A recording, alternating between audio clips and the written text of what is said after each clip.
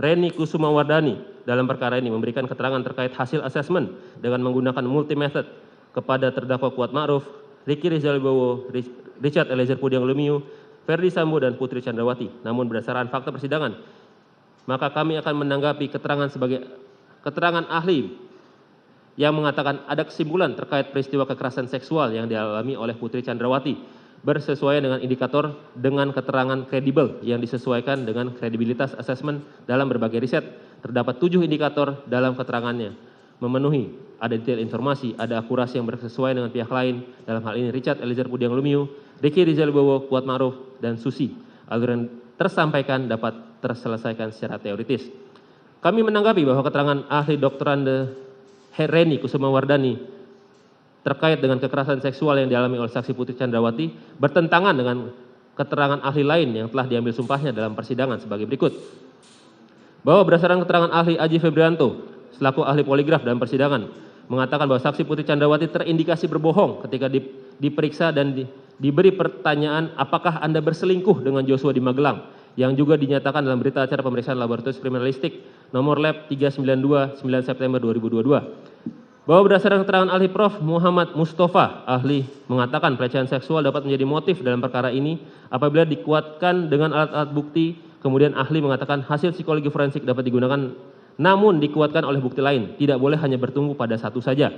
Bahwa berdasarkan keterangan saksi Beni Ali dan Susanto Haris mengatakan bahwa saksi Putri Chandrawati mengatakan adanya kekerasan seksual yang dialami di rumah Duren 3 pada tanggal 8 Juli 2022. Dan pada akhirnya diketahui bahwa tidak ada kekerasan seksual yang terjadi di rumah Duren 3 pada tanggal 8 Juli 2022. Bahwa berdasarkan keterangan saksi Richard Eliezer Pudiang Lumiu dan keterangan saksi Susi menyatakan bahwa tidak mengetahui adanya pelecehan di rumah Magelang pada tanggal 7 Juli 2022. Sehingga keterangan para saksi ini tidak sesuai dengan keterangan ahli Reni Kusumawardani yang menyatakan bahwa kesesuaian informasi mengenai pelecehan seksual yang dialami oleh saksi Putri diperoleh dari keterangan Susi dan saksi Richard Eliezer Pudiang Lumiu.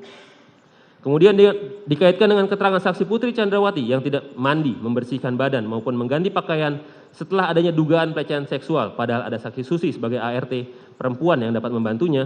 Tindakan saksi Putri Chandrawati yang sama sekali tidak memeriksakan diri ke dokter pasca dugaan pelecehan seksual, padahal saksi Putri Chandrawati adalah merupakan seorang dokter yang sangat peduli dengan kesehatan dan kebersihan.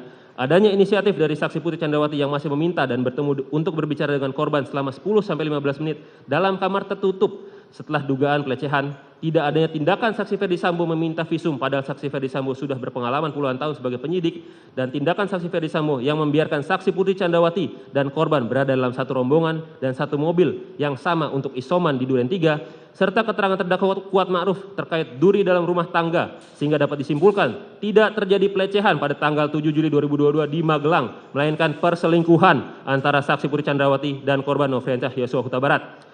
Bahwa pada hakikatnya hakim tidak terikat pada pendapat seorang ahli jika pendapatnya tersebut bertentangan dengan keyakinannya, sebagaimana putusan MA tanggal 17 Maret 1962.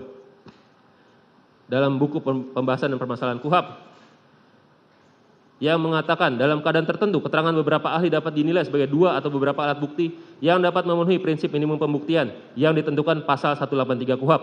Alasan yang memperkuat alasan tersebut adalah apabila keterangan para ahli tersebut diberikan dalam bidang keilmuan berbeda dan apa yang diterangkan oleh para ahli tersebut bukan mengenai satu hal atau keadaan yang sama, tetapi mengenai dua hal atau keadaan berbeda antara yang satu dengan yang lain namun saling bersesuaian. Kemudian apabila dihubungkan dengan keterangan ahli mengenai adanya kekerasan seksual yang dialami oleh saksi Putri Chandrawati bertentangan dengan keterangan ahli lain maupun keterangan saksi, sehingga keterangan ahli mengenai kekerasan seksual yang dialami oleh saksi Putri Chandrawati tidaklah dapat diterima sebagai alat bukti yang sah sebagaimana diatur pasal 188 KUHAP.